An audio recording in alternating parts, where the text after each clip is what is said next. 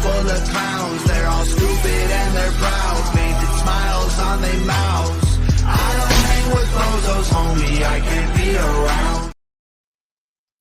Hello everybody, Drew here for Drew Underground, and welcome to Breaking Rocks, episode 52, Gamers versus the World.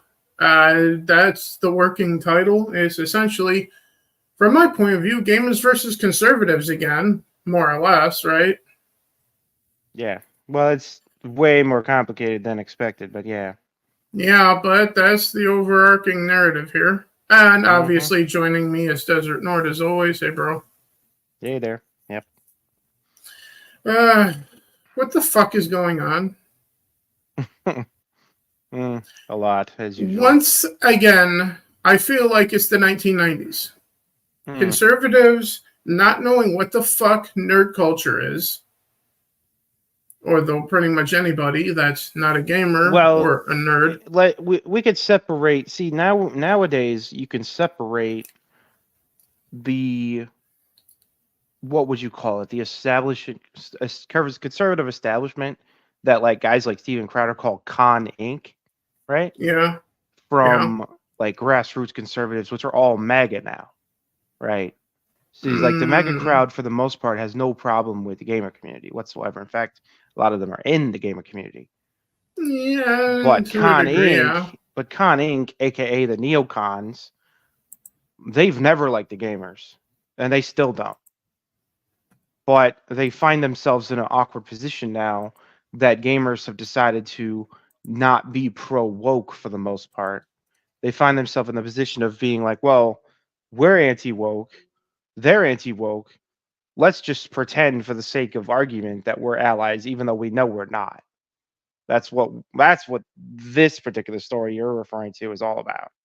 Yeah, and specifically, Matt Walsh and the Daily Wire. Sure, Matt Walsh. Well, I mean, look, Matt Walsh is. It's a horrible situation, honestly, because it's like the Con Inc. or conservative establishment or neocons or whatever you want to call them. Mm-hmm. It's not like they're doing anything necessarily counterproductive, but it's kind of like that person.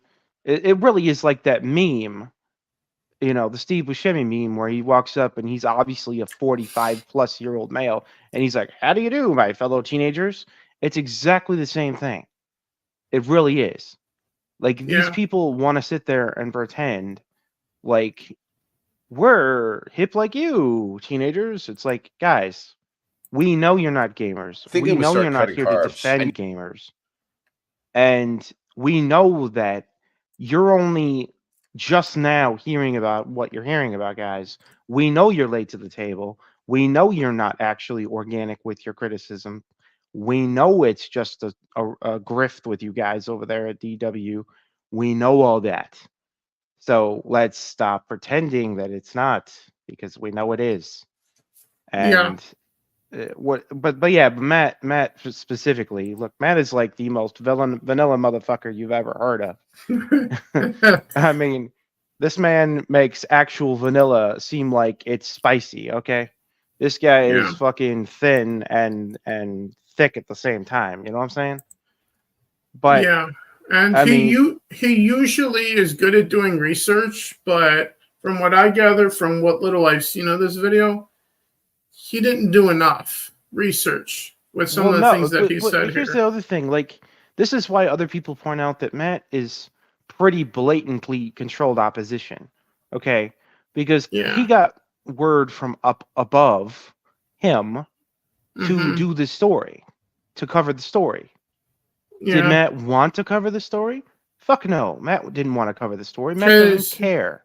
Because we know he's not a gamer. Yeah, no, he doesn't care about gamers, or any of this shit. And he will be the first to tell you that. He's okay. Matt Walsh is basically the dad that threw your games in the trash in conservative media form. Okay, he's the guy who doesn't like you for gaming. He's the guy who would prefer gamers didn't exist.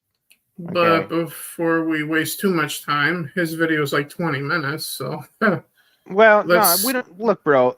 Here's the thing, all right? yeah. I don't really want to watch all of the video, Well, we're not going to watch all if of it. that's okay. We can try to hit the talking points that matter Yeah, no, and I mean, when we hear I them. just wanted to preface all of what I'm saying with like, Yeah. Matt is the kind of guy who would sooner see the whole gamer community deleted and censored and Yeah. told that you're a bunch of kids and babies and grow up and all this other bullshit than actually defend your First Amendment rights or Yeah. anything close to that. Like, he But absolutely does not have any respect for gamers or games. So when he's going to come along and pretend to white knight basically against the pollution of the gaming industry by wokies, like, he's not serious. He's not but serious. And everybody knew that when they saw his yeah. presentation. Well, I didn't see it. I saw snippets, but as it is, we're going to get a little into it with certain things that he says here. And as you say, we're not going to watch the whole thing, but yeah. At least if you were born at any point prior to the 1990s, might be hard to believe. By revenue, the gaming industry is bigger than both the movie industry and the music industry combined. That's true. Yeah.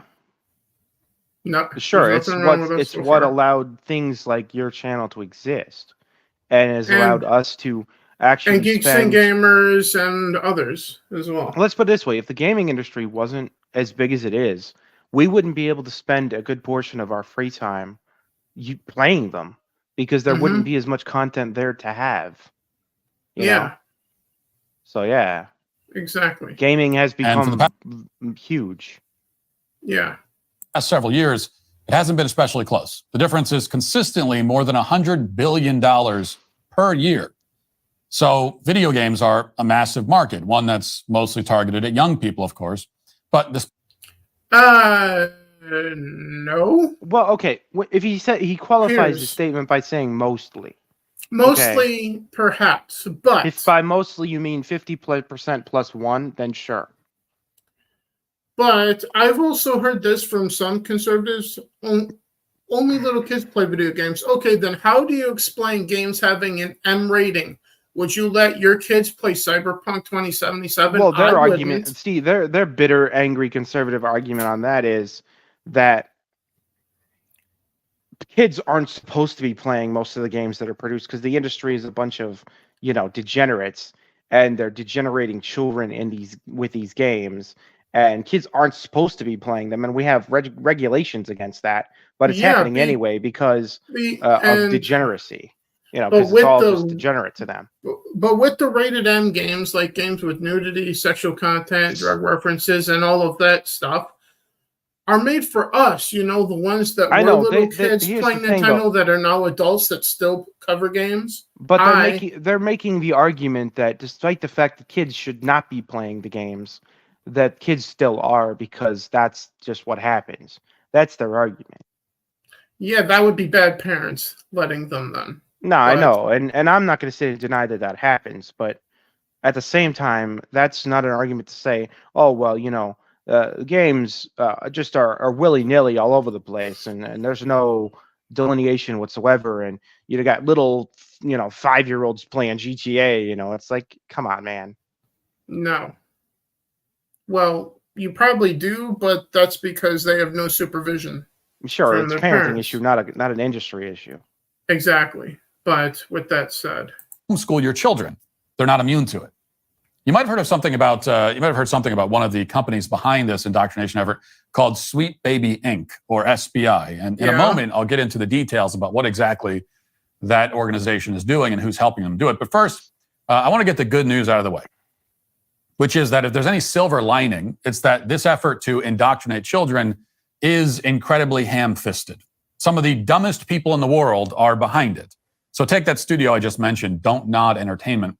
They're behind the very popular Life is Strange video game series, which has been played by tens of millions of people.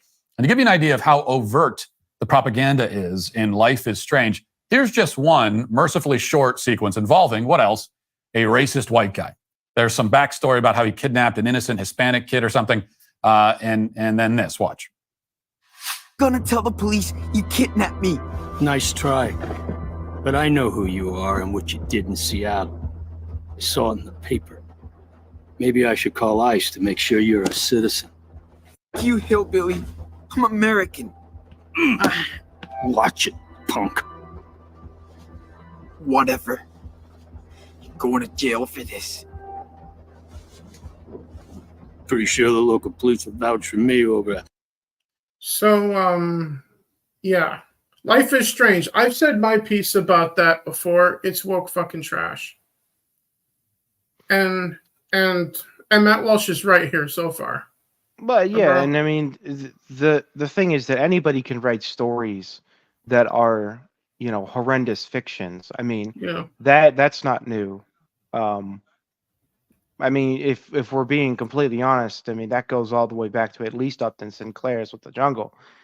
So I mean, that's a very, very old tool of the, you know, even the old guard left used to do that shit all the time. They'd write fictional stories where the victim of the story or the bad guy in the story, either one fits into their political narrative, and it follows along that the person that they would see as the overt conservative or the overt like good old boy American is a piece of shit, and the poor victim of his abuse is, you know, some third world minority or some colored person.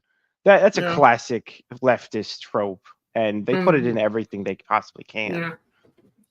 And he also went into Kill the Justice League, Suicide Squad, which we all know lost money.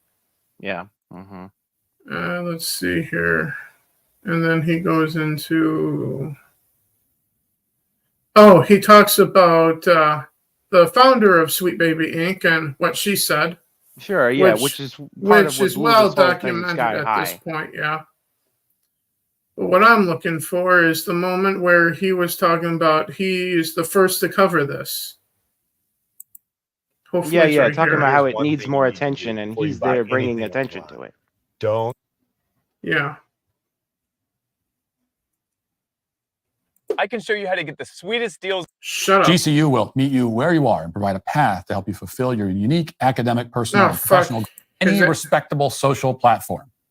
So, in the games industry, the journalists just come right out and demand that you're deleted from the internet if you dare to look deeper into their narrative. Yeah.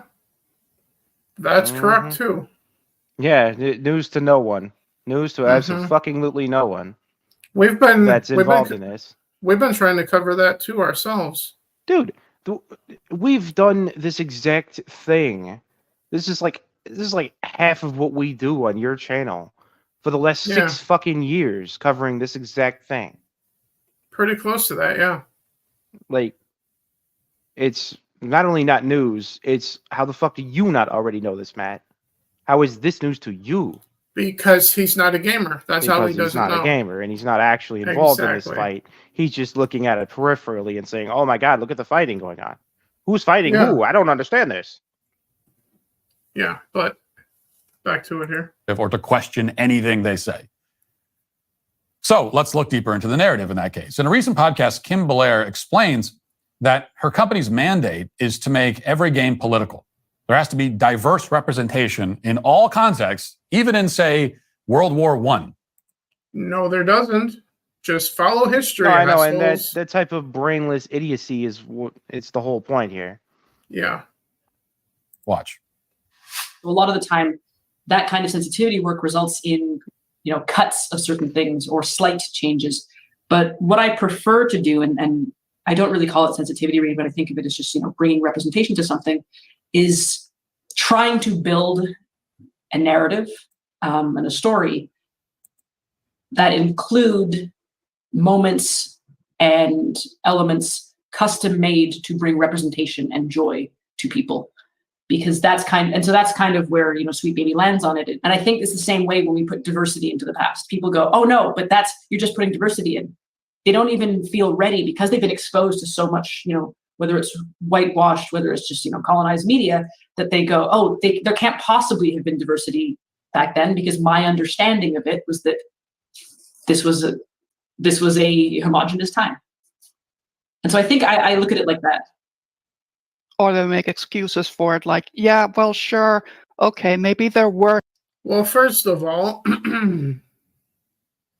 how do you want to unpack that, bro? What they're trying to argue is that, well, there could have been people of color then in those situations. You don't know. Like, that's basically their argument. And we're over here like, look, we do fucking know in most of the cases that we're criticizing you for. We do fucking know there wasn't. And if you're looking for historical accuracy, then you're looking for that. And if you're not, you're not. You don't get credit for historical accuracy while you're engaging in fucking fantasy. Mm-hmm. All right. So the Yeah. problem there is that they want historical accuracy credit, but all they're really doing is fantasizing. All right. Yeah. Because it is pure fantasy to say that, oh, well, you know, there were a bunch of black troops in the British Army in World War One. It's like, no, the fuck there was not. Like, there was not. Like, it's not fucking true. Okay. So they're gonna say, "Oh well, we need to, even if there wasn't, we need to do this so that our current day, people of color who play this game feel included in the story." It's like, if you write a good fucking story, the people of color aren't gonna be like, "Oh, I like this story, but because I didn't see anyone that looks like me, I can't feel like I'm part of this." It's like, are you people so devoid of culture that you literally can't even see past your own fucking faces? Like, is that where we're at with this shit? I mean, that's basically what I feel like it is. Like, you're such a bunch of narcissists. You literally cannot imagine yourself having experiences similar to someone who is not also a member of your own race. Like, that's how deep these people are in this bullshit. In other words, they are the racists in the room. They literally cannot feel any connection whatsoever to anyone who is not part of their race. And yet I'm supposedly the racist here. Yeah. But and how dare you for feeling connections to any other race that's not your own race, because then you're just like crossing cultural barriers you shouldn't be touching. Yeah. Like, you're culturally appropriating if you like, if you're a white guy that likes anything black culture related. Like, you're culturally appropriating automatically, and that's horrible. And how dare you? And the reason that they feel that way is because they themselves cannot look past their own face on this. And that's their problem. They shouldn't be dragging all of us into it. That's them needing to face the mirror and ask themselves some questions, not us. But with that in mind, back to Matt so we can get through this and we can get to our final thoughts on his shenanigans before we get to our other topics here. People, and she uses the example of World War I. Well, if you're familiar with the history at all, there were not a lot of women fighting on the front lines of World War I. Correct. Yeah, next to none, actually. Yeah. But they shoehorn that into their game anyway, because at every possible opportunity, they need to minimize. Just like they shoehorn women into Major League Baseball and the show 24. Just saying, but we'll get more into that. We know there are absolutely zero in the MLB. Because it's a men's baseball league, period. Correct. And there is female baseball league, but let's ignore that, shall we? Right? Yeah. Okay. Gloss that over. I'll get more into that because that's one of our topics here in a little bit. But as it is. And demonize white men.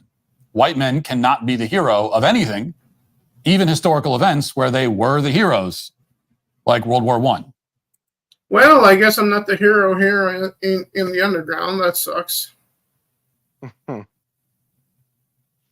And many other historical events, by the way. White men have been the heroes of many historical events. But, that can't be allowed to happen in games because they have to attack white men whenever possible. We're seeing this at all levels in the gaming industry. Here, for example, is Danny Lalanders. She reportedly used to work at Sweet Baby Inc. just a year ago, and now she works for a studio at EA, one of the biggest game studios on the planet. And watch as she explains why she doesn't hire white people on her team, because apparently they commit all kinds of microaggressions. Watch. I have a team of 21 right now for Validate. It's a pretty big team. It's a crazy big team for indie games. But who is your team? Validate has a team of mostly all people of color. We have no white people on our team. I did that because I wanted to create a safe environment. And I know the best way for an environment.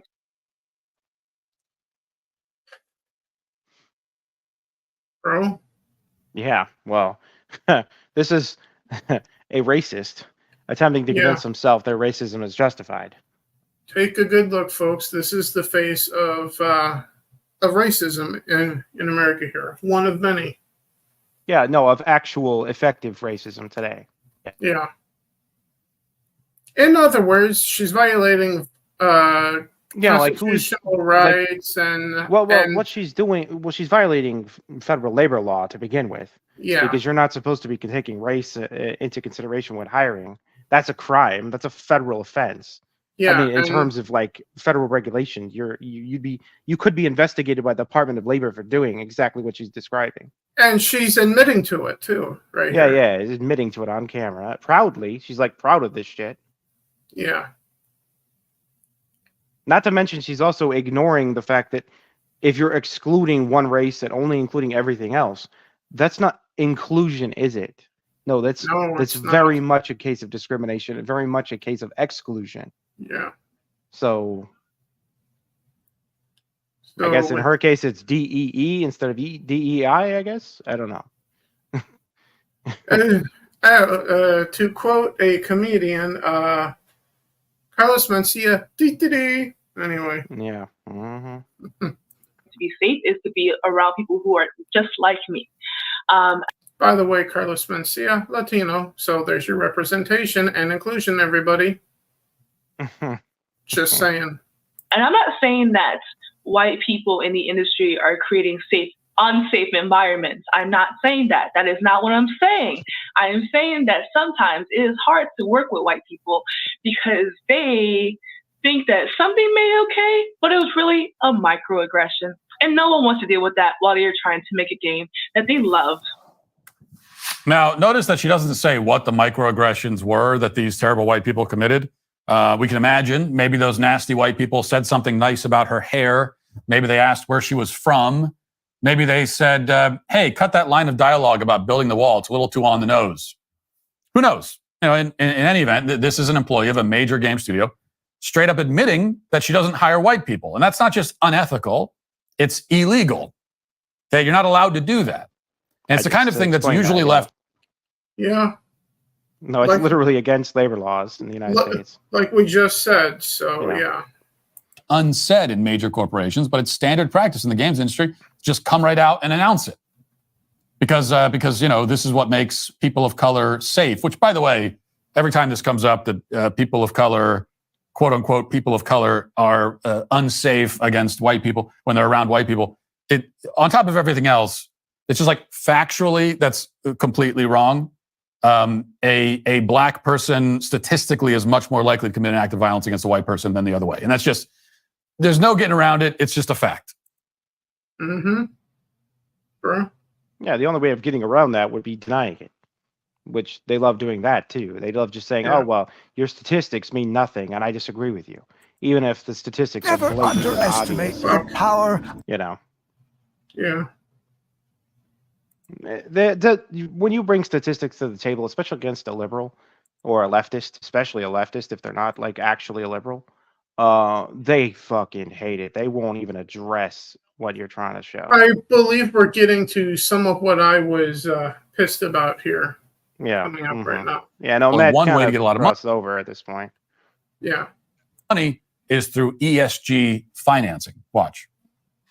It's not that gamers are, you know, upset about, you know, oh, hey, we have some diversity in the game. It's actually the way that they go about it with pure tokenism, with phoning in weak characters instead of creating strong new characters. Yeah, that's the point we are constantly trying to And make. again, too. we've always said, like, literally none of us are going to be offended by a character who happens to be a certain race. Like, no one, happens to be black, Latino. none of us white, are going to gay, care. That's straight, not our. bi, whatever. That's never been the criticism. If the story is well written and this is a great hero, whatever, and they just happen to be one of these things, all right, whatever, who cares? Yeah, and we already have proven 10 times to Sunday how we're not offended by like female heroes, for instance. Yeah. Like, we're not only not offended, some of our favorite ones are that. Yeah. I mean, hello, Bastila from KOTOR. Like, what the fuck? Mm-hmm. We have plenty. And then if you want to get into a main character of a game, Lara Croft, one of the that would be a the blatant most one. famous one. Yeah. At that point, you know. Or Riley from Aliens, obviously. Yeah. Just saying. There's plenty out there. There is plenty. But yeah, with Grums, I agree with that. You? Yeah, no, and I mean, that's common sense right there. Yeah, it goes almost without saying, honestly. But you have to say it these days. Yeah. But with that in mind. And more importantly, it's about a vindictiveness to destroy the past, to destroy the IP, to ignore the source material, and to tear apart these beloved characters in some sort of fitful rage that we don't understand and is very that's obvious. And I think that is the tremendous reaction to Suicide Squad. And this is going to have an immense financial impact. The way games are funded, you don't use your own money, even EA, okay? Games are hugely expensive to make. Look at this comment on whatever they were looking at. I have less shame in admitting to owning porn games than I do with this game. Yeah, that's a pretty good comment, isn't it? That's great, actually. I'd rather people know that I own dirty games than own this shit. Yeah. All right, man. All right. They're upwards of $250, sometimes $600 million. It's for certain live games. It's incredibly how expensive they are, and to do that, your CFO is your best friend. You're counting on your CFO to get you tax breaks, to get you in. So that was a comment on the Suicide Squad. That's no surprise. Mm-hmm. Put studios in regions which are financially favorable, and you will borrow the cheap money. You will get a cheap money to do it. Even EA does this. I worked with EA.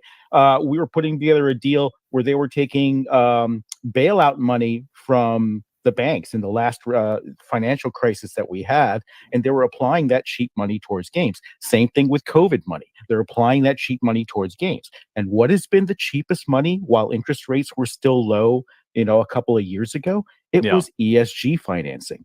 And so they're going to take this money and they're going to put it into games. So what ESG financing entails, Kern goes on to say, is that game studios have to agree to all kinds of conditions, including hiring companies like SBI to diversify their games. In other words, what's happening here is much bigger than SBI. It's about the companies that fund SBI. And that includes a fund called Baby Ghosts, which is also run by anti-white managers who are proud of their bigotry. It also includes the biggest institutional investors on the planet, like Vanguard and BlackRock, which own a substantial portion of gaming companies like Microsoft. That's another thing. It goes to the heart of the entire ESG problem. Even BlackRock owns stake in Microsoft and Sony. Yeah, it goes to the heart of the entire ESG problem. What the entire ESG problem is that the WEF and the main corporations and firms involved in investing in the system it's a social credit rating system for corporations, and they began instituting it 2.5 years ago through Morningside and a few others, which are the rating agencies, the ESG rating agencies, to enforce a rating upon all companies that are initially large corporations, but eventually all companies, down to mom and pops, rate them based on their diversity, equity, inclusion, and their environmental social governance, how well they're keeping up with these principles of operating their business. And it's all woke bullshit, of course. It's got nothing to do with making money. It's got nothing to do with being profitable. It's got nothing to do with being a healthy business. It also has nothing to do with being a sane individual either. It has to do with simply complying with leftist narratives and ideology. That's all it is. And if you also look at console sales for Sony and Microsoft, they're selling less than the previous generation. That whole thing is a broader conspiracy to see all companies and all economics in the West chained down to leftist ideology. That's what that all is. And that's the broadest conspiracy there is going right now, as far as I can tell. Yeah. And that's undeniable. I don't see how anybody can sit there and say, oh, well, that's not happening. Dude, there's more evidence for that than there is for like the sun rising in the morning. Like, it's blatant. But anyway, but yeah, no, the gaming industries fall victim to it slowly but surely through a bunch of activists, cunts, for lack of a better word, who have taken, the initiative to poison the entire well and said, well, if we can't, this is what Gamergate, the first Gamergate, was all about.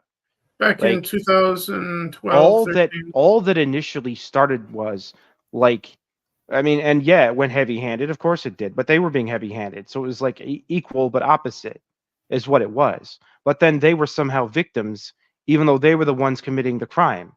It's like, imagine you're caught breaking into a jewelry store to steal jewelry, and then you play victim when the cops catch you. Like, that's literally what Gamergate 1 was. Mm-hmm. Like, and then this situation with Sweet Baby Inc. is another case. And all that even was a guy on the Steam community library was indexing all the games that SBI was involved in.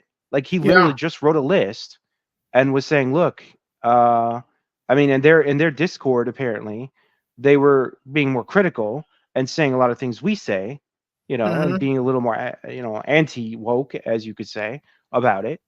But the guy who started this whole thing literally was just making a list of SBI's initiatives, the companies that they were working for, the gaming companies, the games that they were working on. He wanted to compile a list of all the games that SBI had touched. And in just so doing that, they literally broke out on social media and went, this guy's horrible, this guy's evil, fuck this guy, he's a piece of shit. And they just went way hard on him and everyone around him. And they were like, what the fuck? All we did was list your game, the games that you guys have been involved working with. That's all we did. And by the way, Sweet Baby Inc.'s website, which we covered here on the channel, does also that too. Yeah, no, they did. That was their own publicly available information that they published. They were proud of the list of games they'd worked on, and that's where he got the information. He got it from them. Like, he didn't go digging for anything; it was all there. So, but then they unleashed absolute social media hell upon him and tried to get him banned from Steam, just for highlighting which games they were working on. Like, how could you admit guilt any more than that? Honestly. Yeah. And that's when the whole thing really blew sky high, because everybody came to his defense and said, what the fuck is this? They're trying to ban this guy just for listing SBI's titles. And, okay. Yeah. All he's doing is giving publicly available information to the community. Yeah. He's not even violating anything. But then they doubled down, and then the media got involved, and then the what shall we say, the gamer community saw all this shit taking place and was like, oh my god, what the fuck? And then the whole thing exploded completely sky high into Gamergate 2.0 that we've been discussing for the last month or so. And Matt got involved, Johnny come lately, literally Johnny come lately got involved here, and this is what we're talking about here. Speaking of Johnny come lately, these entities are creating the incentives. The only good news, as Kern points out later in that interview, is that ESG financing is drying up, in part because interest rates are changing and there's more exposure than ever to this propaganda, which makes it less effective.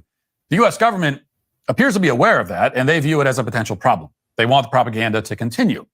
And we know that because on its website, a nonprofit called Take This labels all criticism of SBI as harassment, and they're coordinating a response to it. What's Take This? Well, apparently, according to the website, they are a mental... I can answer that also for you, Matt. Take This is also funded by the CIA. Yeah. No, it's definitely deep state stuff right there. Yeah, they're funded by the deep state. So, in other words, Sweet Baby Inc. is funded by the deep state by proxy. Sure, as is most of the DEI efforts and most of the ESG, especially the ESG efforts. Yeah. It's all part of their plan.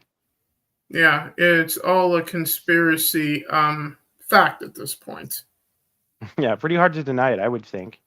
Yeah. With that much evidence. Mental health nonprofit that's funded by the Department of Homeland Security. In other words, Homeland Security, that's it. Mm-hmm.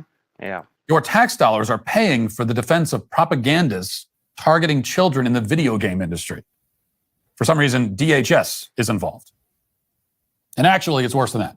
As The Intercept reported this month, quote, gaming companies are coordinating with the FBI and Department of Homeland Security to root out so-called domestic violent extremist content, according to a new government report, noting that mechanisms have been... Because there's nothing that screams terrorism like boobs. Yeah. Oh, yeah, no, that's what they're rooting out. They're definitely rooting out terrorism.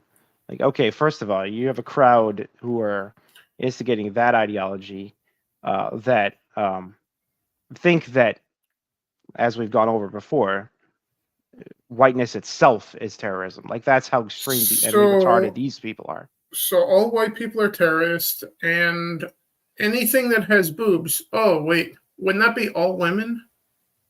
Well, no. See, that's the wing of feminists like Anita Sarkeesian, who invaded the gaming industry to tell us all that how dare men want to see attractive women. Well, there's also attractive women that want to be seen. Well, yeah, but Too, if she was not retarded herself, she would try to be that way, but she'd prefer to be lonely, so that's what she's gotten. Yeah. She played that stupid game and won that stupid prize a while ago. Speaking of wanting to be lonely, back to Matt here. Yeah. Established with social media companies to police extremism, the report recommends that the national security agencies establish new and similar processes with the vast gaming industry. So what this means is that the video game industry, without a lot of fanfare, has transformed into a tool of both propaganda and surveillance. It's an effective way to indoctrinate children precisely because it hasn't received much attention, and also because children spend, many of them, hundreds of hours a year. Hasn't had much attention. Yeah, nobody's covered this till Matt wrote in to finally cover this story.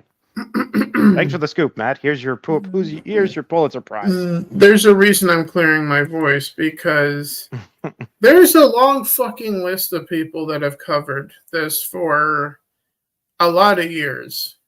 Yeah, no, it's been at least 10, 6 for us.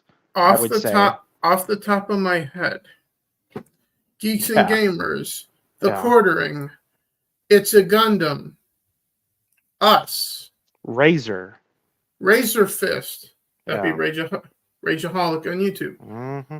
Mara Jade, Minority Home, Ryan Kinnell, Lethal Lightning. That's just 9 that I rattled off the top of my head. There's at least a good 100, maybe more than that. Mm-hmm. If not thousands of channels out there.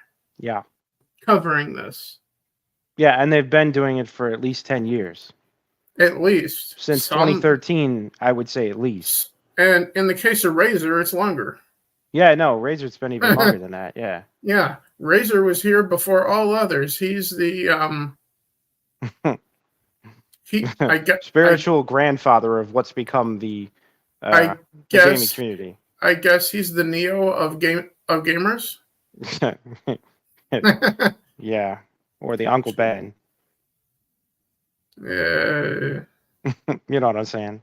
I know what you're saying, but there's better references than Star Wars right now. but he's integral. But he's also not even that old. He's the original hero. He's the first man. He's the He's been the hero so long that he's the anti-hero. Yeah. Almost literally. But, I genuinely probably couldn't be friends with someone who didn't like him, honestly. Yeah. I'm just saying. But anyway, speaking of someone I don't have a lot of respect for these days. And that might be an undercount, a severe undercount, with this kind of content. So it should get a lot of our attention. And now finally that attention is here. And it's yet another reason to keep these games as far away from your children as possible. And if you do that, games journalists... What, bro? See, that was him projecting, okay? This is what happens when somebody thinks that their perspective is the way the world really is, when all it is their perspective. Mm-hmm. It's like, Matt thinks because Matt's just found out about this, that means the whole world just found out about this. And no one told him, hey, Matt, you're kind of late to this one. No one told him that. Like, no one explained to him, hey, Matt, you're probably not the first guy to touch this one. So don't pretend you are. No one told him that. No, so he really does think like he's getting the scoop on this story. But as it is, And yeah, and no, and his solution to this is just keep your kids away from all video games. Like retreat from the cultural front lines on video games. Just fuck video games is his solution. Like Which is abandon that whole industry because it's all just completely taken when it's not. Which it's not. Yeah, this is a pretty even fight. And Indies. honestly, it's maybe going away from the wokies at this point. AAA, not so much. Indies, yes. Yeah, no, every game that's But highly it's- rated is devoid of what they want to have in But it. even more so than our games here in the United States, not so much. But in Japan, they're as anti-woke as Razor Fist. No, yeah, forget Seemingly. about. Yeah, no, we've talked about this too. They can forget about instituting any of these ideas in the Far East. Like it's not going to fly, and they're not Yeah. going to change just because you think they're an ist or an ism. Like Yeah. they're not changing. Okay. Look no further than upcoming Stellar Blade coming out in just a little over a month from Tuesday, Mm-hmm. which I'm looking forward to, and I will be covering over on Drudat Games here on YouTube when that time comes. Yeah. So I mean the reason I find it so disagreeable is not even necessarily really about Matt. It's just that what Matt is and was. We remember, okay, it wasn't that long ago. These are the same exact people who were up there trying to tell, game developers they can't put out a game with disagreeable content. Like this was literally their position not that long ago. Yeah. So we can't sit there and say, "Oh, they're helping." No, actually, they're not. They were never helping. They're not helping now. Yeah. Maybe they are noticing what we're noticing, but they're so late to the party, they're not helping. Yeah. Like But the guy, it's like honestly, the guy Matt Walsh right now is the guy who's standing in the back of the concert singing the song that was played 3 hours ago. Yeah. You know what I mean? He's like literally, he's delusional if he thinks that he's rocking out with the rest of us. Like he's not rocking out with the rest of us. He's been an opponent on this issue, and he's been useless at best in not even wanting to address it. And anytime he has addressed it, he calls the video games kiddie stuff. So like, to be he doesn't fair, have respect though, for gamers anyway. So yeah, to be fair though, with a lot of the stuff that he did say, a lot of it was accurate when it came to the financial stuff and that type of. He was right on the money there. No, I know, right? He is trying, in theory, to push back against the woke crowd. He is, but he's also missing the target. He's standing at the back of the crowd and yelling, "Yeah, get him!" Like that's what he's doing. He's not in the front lines. He's nowhere near the front lines. Although he's congratulating himself for being there at the fight 2 hours later.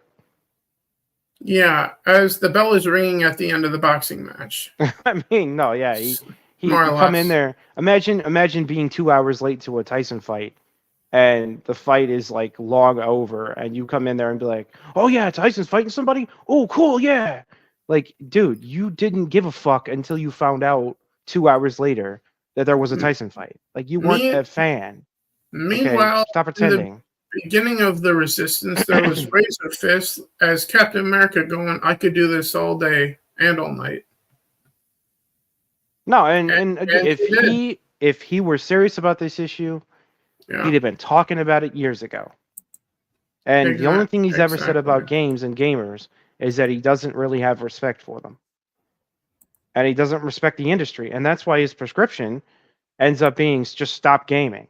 Just walk away from the gaming industry. Everybody who's conservative, everybody who is responsible, just walk away. Just put down the remote control and just back away from the industry because it's forfeit. It's lost to the wokies. That's what he's basically saying. But speaking and we're up here saying, no, it's not lost to the wokies. The wokies are on their heels. Yeah, they're and so we're far. gladly going to fight them. Yeah, they are so far on their heels that we get this from MLB The Show. earlier on Twitch today, I was live doing this. And now you can find this video up on Rumble, on Drew That Games on Rumble. Please go follow. We currently have only one. But the day that MLB The Show died, and we're going to check it out right here. Yeah, and let me just say, like, his prescription to make sure that kids are not propagandized by the wokeness in video games is to not have your kids play video games. But I got a better prescription.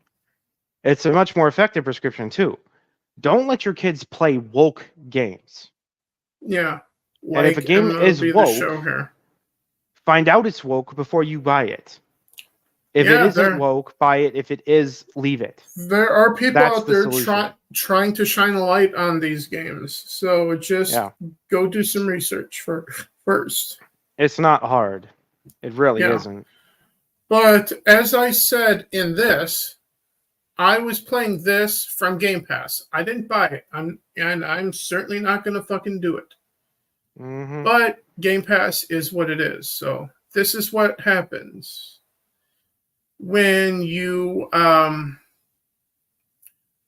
dust your hands off and go, here you go, wokies, without putting any effort into it whatsoever. Mm-hmm. This isn't, by the way, as we were talking about before, it possibly being its own mode. No, it's in Road to the Show, male or female baseball player in Major League Baseball. Mm-hmm. By the way, when you play as a female, regardless of how high or low you get drafted, you get invited to the Major League Baseball draft. Regardless if it's the 20th round, the 11th round, or the first round. As a guy, I was a 7th round draft pick, but I had to sit at home and watch it. And I was drafted higher than the female character that you're about to see here. So take that into consideration. Oh, and by the way, they'll interview the female player, but the male one can go fuck off at home. I'm just saying. The Road to the Show, as you can see. So we're going to show this woke ideology bullshit to you. For those that will be watching this on YouTube later, thank you for doing so. Let me know what you think in the comments. If you're watching this on Rumble, do the same. Yeah, so we're going to fast forward a little bit. Yeah, so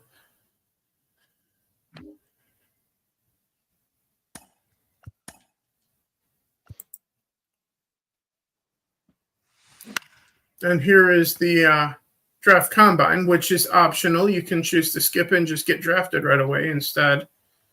But it's kind of fun to try to get drafted higher, you know? Solid average batting practice. Head's real steady. Hard ground balls to all parts of the field. We'll need to learn to lift the ball a little bit more.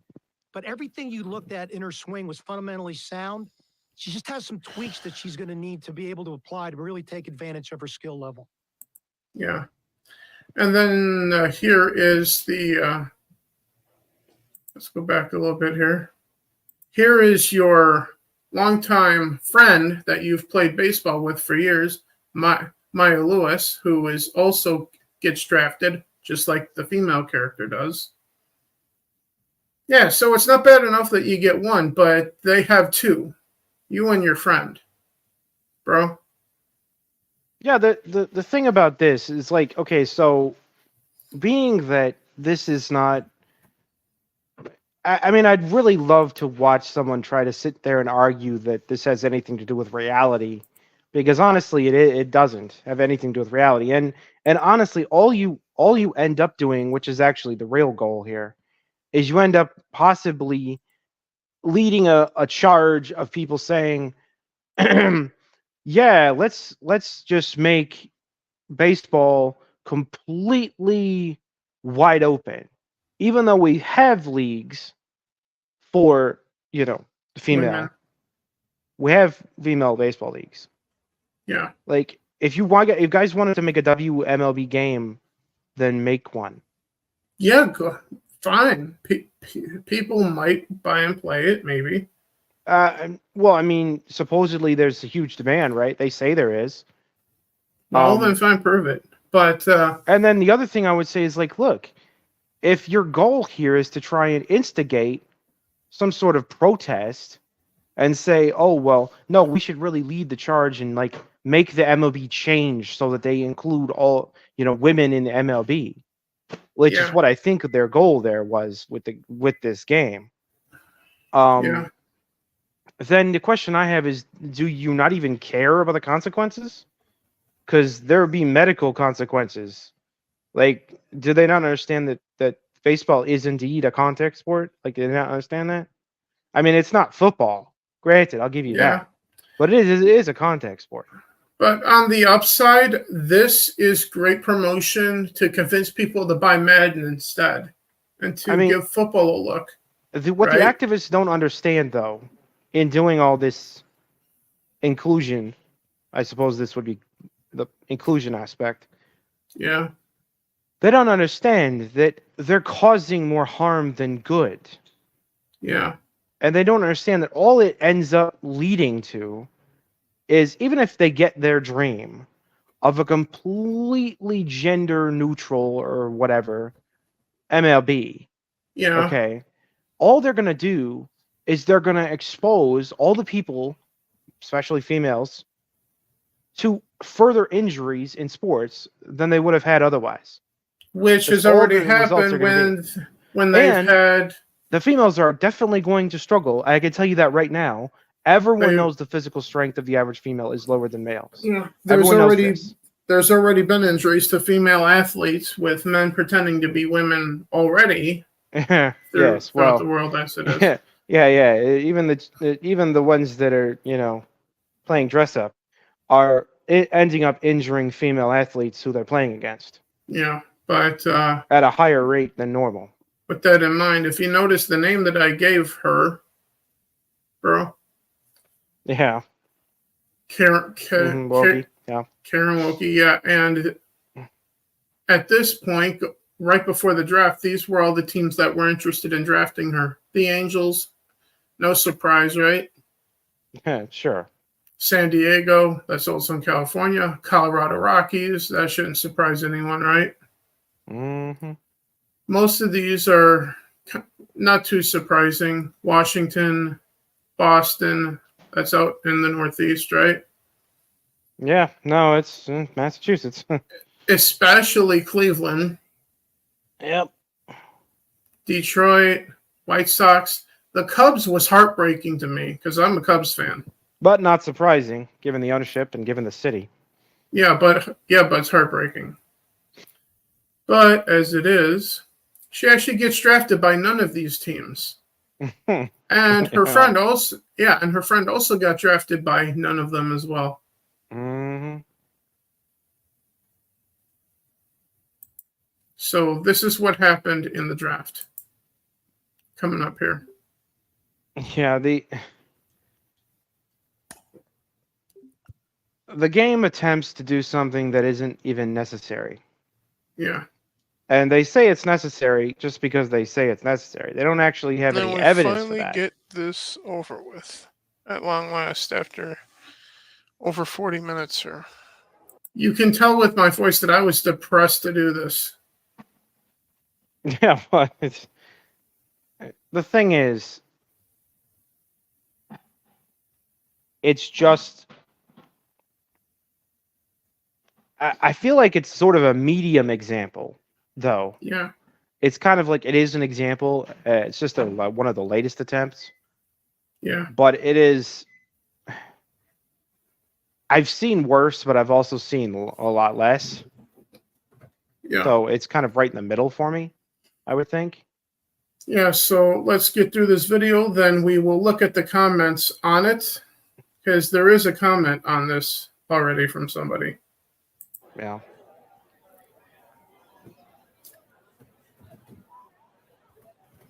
With the 25th pick of the 11th round, the Seattle Mariners. The 11th round. Select the two-way player from the Wah, West wah, region. wah. Yeah. And it's the Seattle Mariners, too. Yeah. Oh, but no And her shocker there. friend. And her friend also gets drafted a couple rounds later. Even later, yeah. Yeah.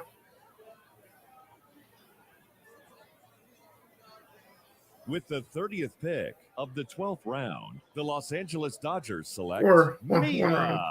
Lewis. And The she LA got Dodgers, that's not surprising. Yep, she got drafted by the LA from the Dodgers. Yeah. Los Angeles, who did the nun bullshit in the past season, huh, bro? Sure. The Sisters of Perpetual Indulgence, I think they were called. Yeah. Yeah. But with that, here's a comment. I know you recognize this name. Mm-hmm. Yeah. Mm-hmm. So, as a woman, I agree with you. Women don't fit in men's sports. Same as men don't fit in women's sports. Sony should be so reprimanded for this. Obviously, woke poly or ploy to appease someone. I am personally disgusted. Yeah. The thing is, Yeah. the thing is that it's all they're gonna do, and this is where I would say, okay, if you can find a female anywhere who is north of 6 feet tall, north of 200 pounds, fit, and can throw a baseball at 90 plus miles an hour, Which then have at it. Which in this gameplay, her fastball was about 81, maybe at the fastest. Yeah, no, which is accurate, which is more accurate, honestly. But it doesn't compete. It doesn't compete because literally every male pitcher can throw over 90. Some of them can throw over 100. Yeah. Like, you're not competing at that point. Like, your fast pitch is not fast. Your fastball is going to get creamed into the stands by every male batter. Yeah. your fastball is gone every fucking pitch. So Yeah, you're going to exactly. suck as a pitcher. Because the key as a pitcher is to either pitch faster, okay, so that the batter can't hit the ball, or pitch more cleverly, as in, sneaky curves and knuckleballs and, sliders and shit. You're either going to have to make up for your lack of throwing speed, which every woman is going to lack. I mean, not every, but almost every. Yeah. I mean, you're not going to be able to compete. And if you try to just say, oh, well, we're just going to ignore her stats and we're just going to say, we're going to put her in there because we want a woman pitcher just to say we have a woman, she's going to lose games. She's going to put you at a disadvantage to the other teams. And in that video, that was what she did throughout the drafting process. Her team lost pretty much every time. But also the fact that her team through the draft prospect thing also had her friend on her team too. So you had two females. My point is, I don't even necessarily intellectually automatically disagree with the concept of women in baseball. What I do disagree with, though, is I disagree with women being held to a different standard in the same league. Like, I don't ever want to see, like, oh, well, the team, we just brought in the teams, we asked them, we looked at how many females they have on the team, and the team with more females, we gave the W to. That's basically what they want. Yeah. Okay. They don't want there to actually be a game that goes on and the best players to win. They don't want that because they know that the best players in baseball have and will always be the men. I'm sorry. They will. Yeah. That's not changing just because you are mad about women not being included. That's not going to change the fact that men are 100% of the time, with only a few minor exceptions, better baseball players than the women. This But was true in soccer. It's true in swimming. It's true in every other sport we can find. Weightlifting, you name it. with all that said, Feats of physical endurance, men are better at than women. Period. yeah. But as I was saying, with all that said, as I said at the top of that segment, please go follow Drudat Games over on Rumble. Also follow this channel over on Rumble as well. On the Rumble side, this will be over there in about a day or two. By tomorrow evening, I would say. You can find this on Rumble then. With that in mind, what topic do you have to bring up? Because I got through all my stuff here. Well, it wasn't necessarily gaming related. Well, it was related to the Matt Walsh situation, which was the firing of Candace Owens from DW. Yeah. Or the resigning of Candace Owens. Depends on who you talk to, I guess. Yeah, so you bring that up. I'm going to go take a quick bathroom break while you discuss that for the people watching. Yeah, so it basically was Candace pretty much had it out with Ben Shapiro. And she got into it with him about the Gaza war with Israel, and she wanted to be able to question his ideology about it, and which is, of course, very pro-Israel, and she basically was pissing him off, and they got into a yelling match, and he was just like, that's it, you're done. And she was like, fine, fuck you. And they're just done, you know? So that's what happened there. But it's kind of sad. I mean, honestly, that they sort of enforce ideology over there. That you're not allowed to have a difference of opinion. You're not allowed to, you know, make a valid point. You know, you're just required to toe the intellectual line. But yeah, it's sad to see her go, but you know, I'll have to watch her leave at the same time. But anyway, the problem I have with that whole situation is more or less like sad that there's so much intellectual rigidity in Ben that he doesn't want people to have differing opinions on his in his company. Although he thinks that also that this isn't a matter of opinion, he thinks really that like you can't have you can have the non-pro-Israel point of view and not be a terrible person. Like he really takes it fucking personally when somebody has a difference of opinion on this issue. So he took it personally. And yeah, so that didn't go so well for her.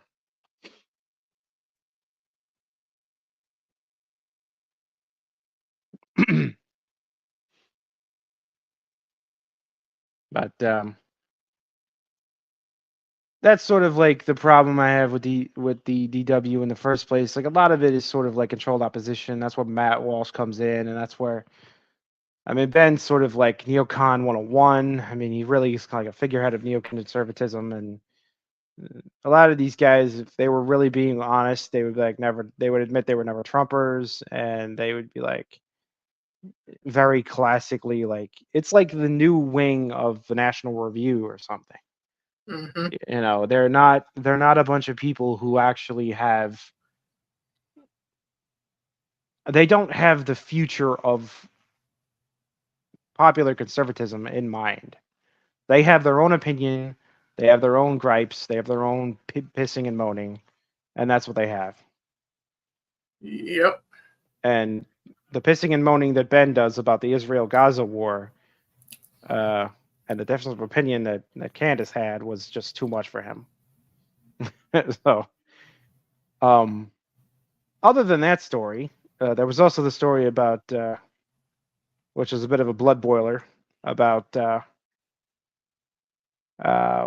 it was Tyson Foods deciding they're going to deliberately hire illegal immigrants.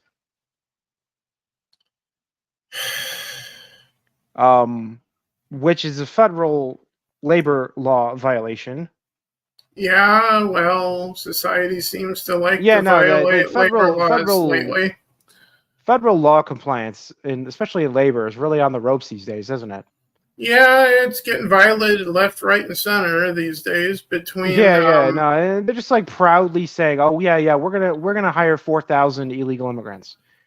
I mean, if I were over at the Department of Labor, my head would have blown off my shoulders. Honestly, I would have been apoplectic if I were. But here's the other thing, though. This is further proof of what was said a while ago. In fact, it was said, ironically, by the likes of Bernie Sanders, and he was right when he said it. Okay, but he's backed off of everything intelligent that he's ever said, which is not much. But this was one good point. He said that corporations are not against illegal immigration. They're for it, in fact. Why are they for it? Because the labor is cheap. The labor doesn't get the same protections. The labor doesn't feel the need to go to the authorities with violations of the law. Because guess what? They're violating the law. Yeah, and I can tell you this. If you're, say if you're in the drug trade, guess what your drug dealer doesn't do when you wrong him? He doesn't call the police. Your dealer doesn't call the police. He calls his bros. He calls in the crew to deal with you. You know what cheap labor is, though, bro? Yeah, well, it's one step above slavery. No, they would love that. If they could get away with that, they would be happy. And they do get away with it in the third world still. Mm-hmm. Just look at Nike, for instance, and all the EV battery makers. They get away with it right now in the third world all day long. Actual literal slavery. I'm not even exaggerating. Like literal, no pay, do the work, or we'll shoot you. Slavery. But yeah, they don't understand what they're doing here, and I feel like it's just like who are they? In case you thought the corporations weren't going to sell out the country when it came down to it, you've now found out. Oh yes, they will. Not only will they sell out the country, they don't give a fuck about the country. They do not give a fuck about the United States. Mm-hmm. Our country. They're not patriots. They're not heroes. They will do whatever they need to do to cut corners and save money and make profits wherever they can. This is, if ever there was an evil capitalist, these are those people. Right? These are the people who absolutely will sacrifice other people's lives, which is another way of saying get them killed, to save money. They don't give a shit. And I thought that the left was against that type of thing. I mean, I just, spitballing here. I thought the left was against corporations abusing people and taking advantage of cheap labor. I thought they were against that. Like, what happened to the workers' rights left? Where did they go? They're just poof, disappeared. Yep. I mean, and again, this is a point where they have a actual valid fucking point to make. Like, corporations are violating what you might call workers' rights here. All of this reminds me of a song from Oliver Anthony, Richmond, North of Richmond. Well, yeah. No, that's a good criticism of politicians. But I'm criticizing politicians and corporations at the same time right now. Like, just a fresh reminder to all the conservatives out there, like, yes, we need a free market, and yes, we need less government intervention, but we also need to have policing the absolute piss and tits out of these corporations as consumers. If you do not punish Tyson Foods for doing this, then you actually do not give a shit about your country. You really don't. Like, you're not going to sit there and be like, oh, I'm a patriot, but I didn't even know about this story. It's like, well, then you're not paying attention. I'm sorry, you're just not. If you're going to go out tonight and buy a bunch of Tyson chicken and let them get away with this shit, then you really don't care about your country. Mm-hmm. And that goes for every other company that hires illegals, like Nike and, any one of the major corporations that are just completely on board with woke bullshit and are going to do anything they can to make a profit, but pretend they didn't. And there's a lot of them out there. Yeah, no, it's somehow a growing number as we speak. Yeah. Because corporation and brand after brand after brand are all just tripping over themselves to show the world how woke and absolutely diversity obsessed they are. Like the Washington Commanders, like the Cleveland Guardians. Yes. And again, it's so all many part others. of this overarching thing that's going on here.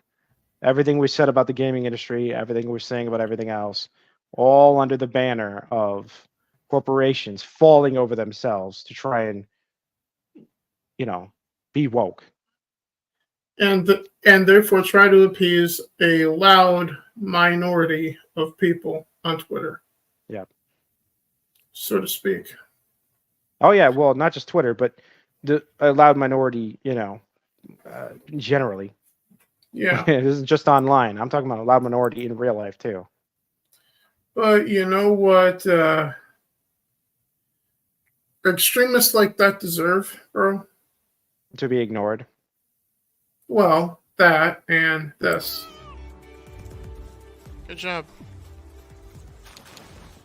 Ellie's gonna roll him down the hill. Catty, you animal. Yeah. That's not to say that the in a representative republic, the minorities are supposed to have legal protections, which is to prevent a majority from tyrannizing them or violating their rights. That's what representation is about. Actual representation, a representative republic. The majority cannot take away the rights of the minority. They can't take away the rights of anyone. Okay? But at the same time, a minority cannot push the majority around either. Meaning the majority cannot be put in the second place to a minority group. That's both of those have to be true if you want a representative republic to be going on. Now, if you want some sort of tyranny of the minority, good luck with that, because that doesn't last very long in history. It's a very unstable situation. It's a very jilted system, and it leads to separation. It leads to political separation, which is what we're undergoing right now as a country. We're undergoing political separation, and we need to come to terms with that. Yep. And but yeah, no, that's just all of it in a nutshell. And there is a part of me that honestly cannot wait until the dust settles on this whole issue, because I know that what they believe in can't stand reality. Reality flies in its face. So, good luck with fighting reality, every wokey out there. But reality doesn't support you. Reality runs counter to you. So to wrap up, we forgot to answer the question earlier. Is MLB The Show 24 worth it? No. Well, I mean, the answer is no. It's not even worth downloading from Game Pass. If we're serious about punishing game developers for being for hosting woke what would you call them, influencers and woke consulting firms, then you absolutely need to be punishing them for this one. Propagandists? Yeah. Well, the Sweet Baby Inks of the world. Yeah. If we really truly want them to stop consulting with those people, then we need to stop buying the games where they consulted with those people. Yep. And this is definitely one of them. Exactly. So with that in mind, what are you going to be up to after we're done here? Oh, eating dinner, doing my usual weekend stuff. Yeah, I'm probably going to relax. Any games you're going to be playing, since we've been talking about gaming in this episode of Breaking Rocks? Oh, well, see, I've been playing, I've been playing DayZ a little more. It's a great game. I've been playing, I was trying to get back into Borderlands 3, but that's just because I haven't finished it yet. And then, what was that other one? I've been playing Madden 24. Been playing. That's actually better than the show. Yeah, no, it is. Yeah, which hell has frozen over. Madden is better than MLB The Show this year. It's sad, really. Yeah, this is the fucked up world that we're living in right now. And then I was playing Call of Duty Modern Warfare 3.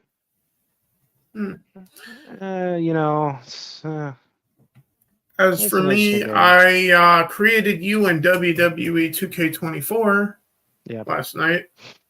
You're going to have to let me know next time you're over what you think of that. Sure.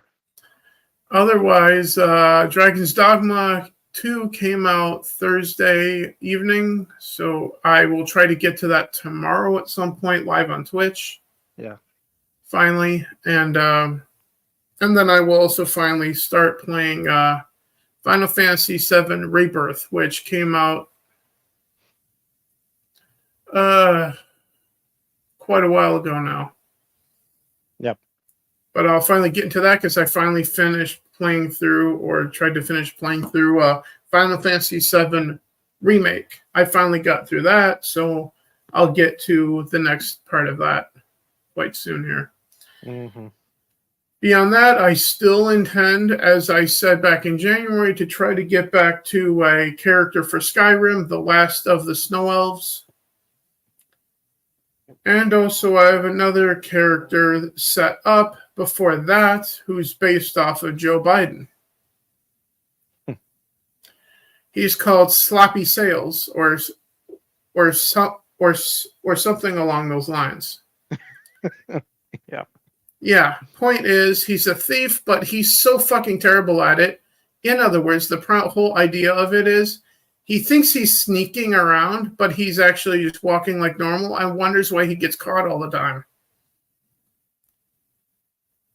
So each episode is intended for him to end up in jail at some point in each episode. What do you think? Yeah, no, I bet it's funny.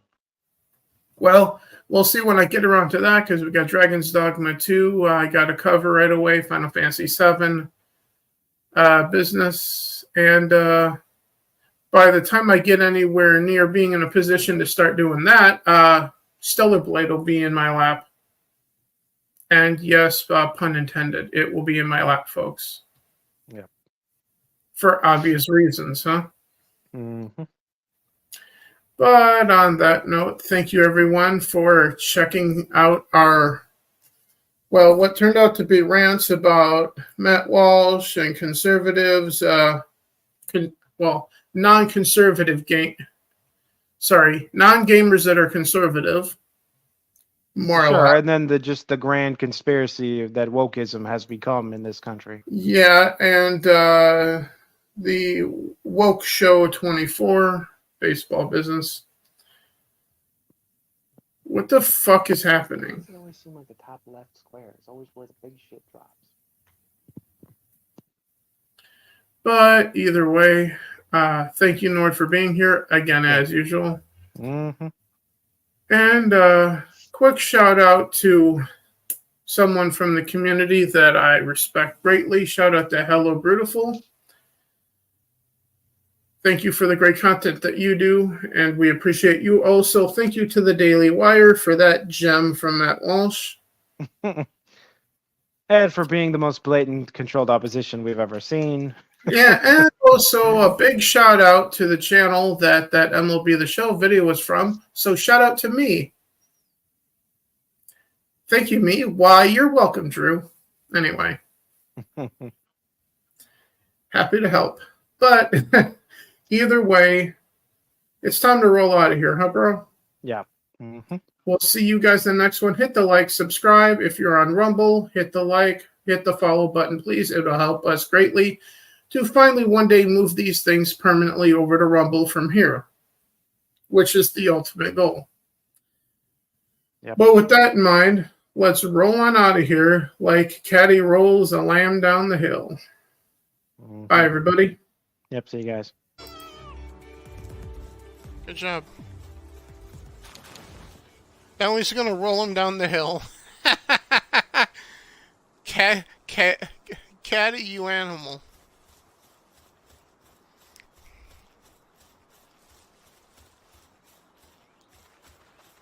Now what?